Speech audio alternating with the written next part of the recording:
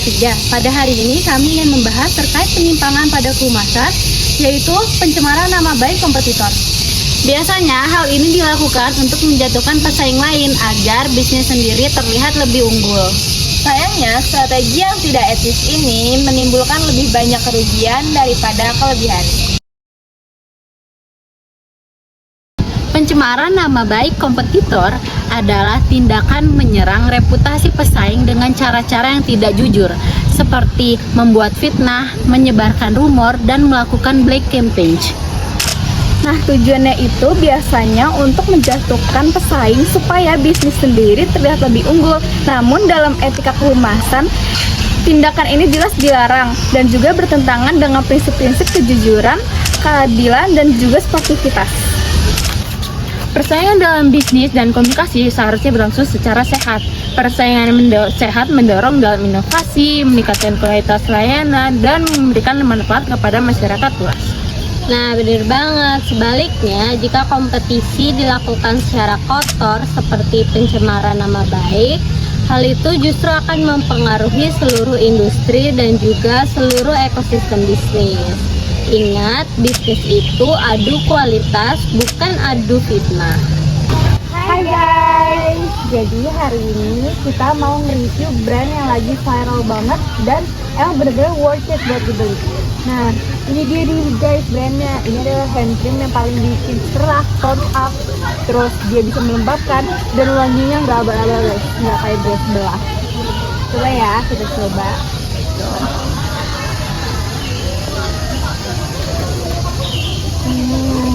Wangi banget, bener-bener wangi banget, dan itu bener-bener mencerahkan ya. Dan itu pencerahnya itu bener-bener bagus banget, dan seperti brand sebelah mungkin yang katanya doang mencerahkan, tapi enggak. Tenang ya, ini nggak bikin abu-abu juga kok guys. Pokoknya worth it banget buat dibeli. Ya, jangan lupa cek dengan kuning. Nah, itu tadi merupakan contoh dari pencemaran nama baik kompetitor. Itu sering terjadi di kalangan jual beli karena untuk menaikkan dan mempromosikan brand. Nah, dalam etika kehumasan ada prinsip dasar yang harus dipegang. Yang pertama itu kejujuran, memberikan informasi yang benar, tidak memberikan informasi yang dapat memanipulasi. Yang kedua itu keadilan, tidak menjatuhkan pihak lain untuk mementingkan keuntungan sendiri. Yang ketiga itu sportivitas, menghormati kompetitor dan memberikan kebebasan berbicara dan kualitas berbicara. Seorang humas profesional tidak hanya membela kliennya, tetapi juga menjaga integritas industri. Nah, jika prinsip-prinsip ini dilanggar, tidak hanya nama baik perusahaan yang akan hancur, tetapi juga reputasi pribadi humas itu sendiri juga akan hancur. Pencemaran nama baik punya konsekuensi yang sangat serius. Contohnya yang pertama, tuntutan hukum. Kalian bisa dipenjara atau bahkan didenda karena telah melakukan pencemaran baik. Yang kedua, ada boikot dari masyarakat. Kalian bisa kehilangan pelanggan karena telah kehilangan kepercayaan dari mereka.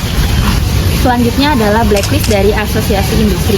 Banyak asosiasi bisnis memiliki standar etnik. Jika para pelaku melakukan kecurangan, maka pelaku akan dikeluarkan dan kesulitan untuk membangun relasi bisnis kembali. Jadi, apa yang terlihat sebagai trik cepat, itu bisa jadi justru menjadi jalan cepat menuju kehancuran.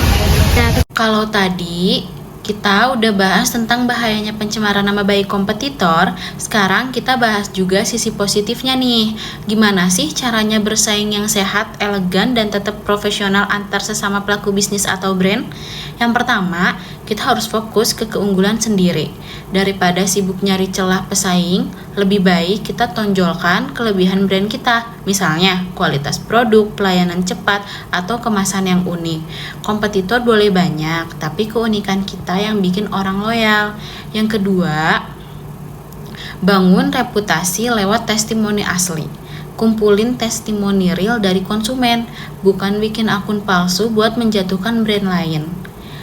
Cara ini lebih elegan, lebih dipercaya publik, dan membangun citra jangka panjang. Ketiga, kolaborasi, bukan kompetisi buta.